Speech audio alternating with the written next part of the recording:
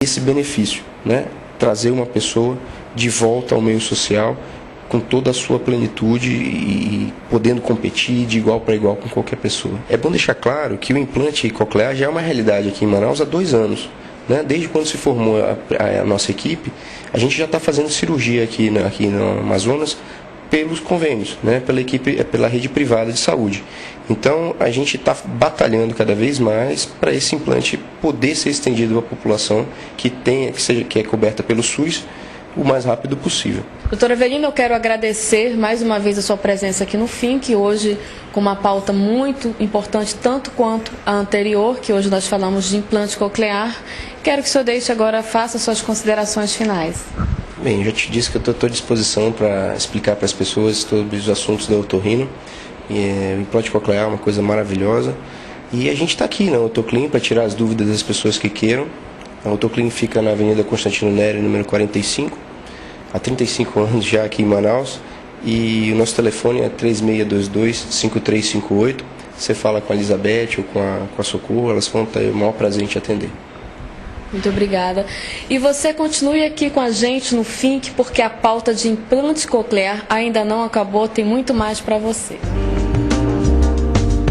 E agora o FINC por Dentro tem a honra de receber a doutora Elizabeth Williams, que é a fono que está acompanhando, que faz parte da equipe multidisciplinar, que acompanha todo o implante coclear aqui no nosso estado, no Amazonas. Seja bem-vinda ao FINC por Dentro. Muito obrigada, é um prazer enorme estar podendo trabalhar um pouquinho com vocês em relação ao que é o implante coclear. Inicialmente, ele deve realizar uma avaliação com o otorrinolaringologista e esse vai fazer as avaliações dos procedimentos de imagem. Então, se tiver sido detectado anatomofisiologicamente que está tudo direito com a orelha interna do paciente, aí ele vai iniciar as avaliações pré-cirúrgicas. Os critérios são o uso de prótese bilateral, né? Então a criança tem que estar usando as próteses nas 2 orelhas, ter uma perda auditiva de severa a profunda e a criança é importantíssimo que ela esteja realizando o tratamento fonoterapêutico de no mínimo 3-6 meses. Os benefícios são os mesmos para uma criança que nasce com a surdez ou para um adulto que perde a audição? Nós temos que explicar o seguinte: a criança que nasce com deficiência auditiva, ela vai ter um benefício extremamente excepcional se for implantada até os 2 anos de idade, porque está no período crítico de desenvolvimento da linguagem. E o adulto que perde a linguagem oral também vai ter um benefício muito bom. Por quê? Porque ele já tem toda uma memória auditiva, ele já se lembrava dos sons ambientais, dos sons da fala. Então esse adulto também vai se beneficiar muito. O que acontece é que às vezes alguns adultos ou alguns adolescentes são implantados. Por exemplo, uma adolescente implantada que nasceu surda, nós temos que separar. Nesse caso, o implante coclear para ela vai ser uma melhora na qualidade de vida. Então, o que a prótese auditiva não transmitiu para esse adolescente, o implante pode vir a transmitir. No caso de um adulto com 40 anos, que nasceu surdo, mas que está totalmente oralizado, que usa prótese, qual vai ser o benefício para ele? Vai ser benefício também de qualidade de vida. Então, a gente tem que separar os benefícios, separar os objetivos do implante para cada criança, cada idade, e se é pós-lingual, que a gente chama de ter desenvolvido a surdez após o desenvolvimento da linguagem oral, e o pré-lingual, no caso da criança que nasce surda. Doutora Elizabeth, qual a avaliação que a senhora faz antes da cirurgia? Bom, nós iniciamos pelo teste da orelhinha, popularmente chamado, que é o exame de emissões otoacústicas por produtos de distorção, para ver realmente se a criança tem a perda auditiva.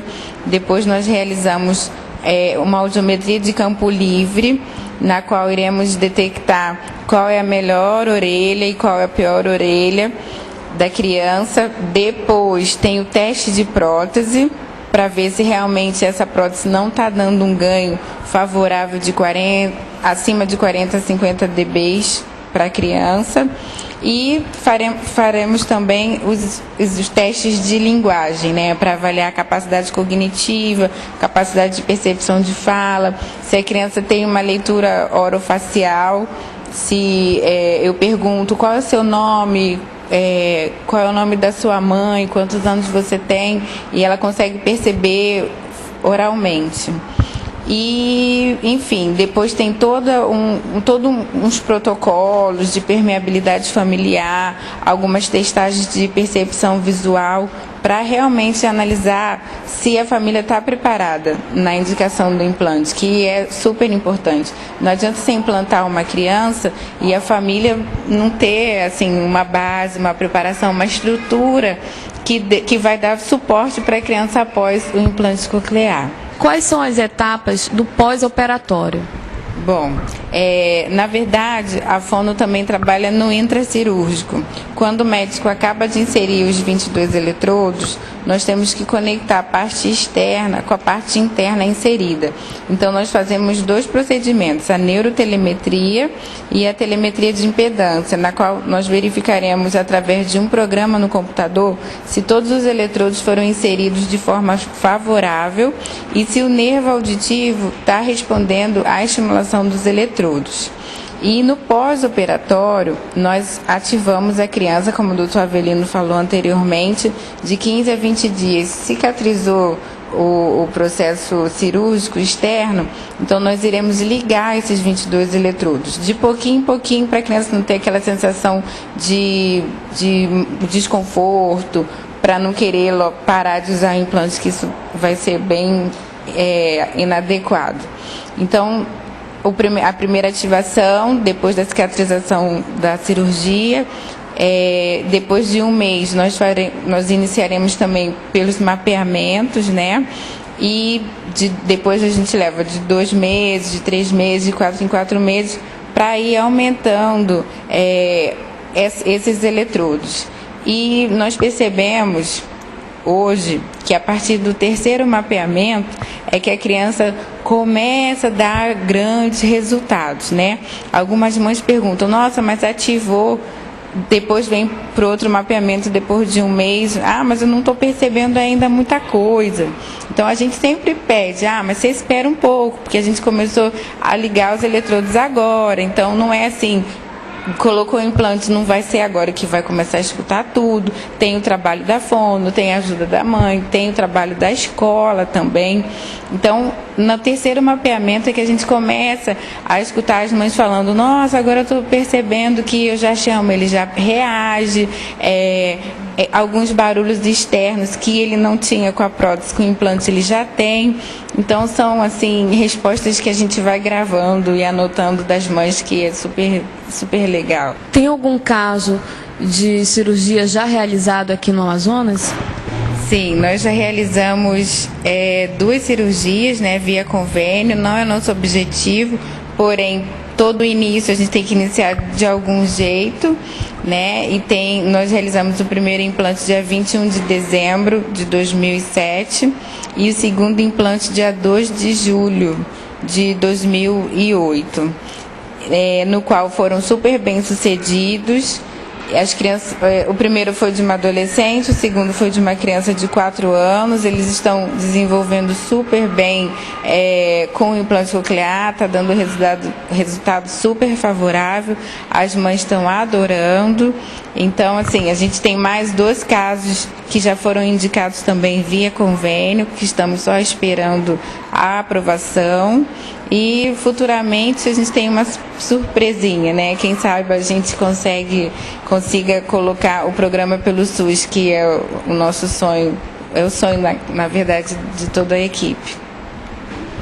Doutora Elizabeth, quero agradecer a sua presença aqui no FINC, poder ter a oportunidade de nós estarmos mostrando um assunto, botando em pauta, colocando em pauta um assunto tão importante que é o implante coclear, ter a presença de uma equipe multidisciplinar. Muito obrigada. Gostaria que a senhora fizesse suas considerações finais. Quem agradece, eu também gostaria de agradecer, né? Sempre é importante a gente estar divulgando esse assunto, que para Manaus, há uns 2 anos atrás, ainda era novidade. Então, hoje a gente já tem vários especialistas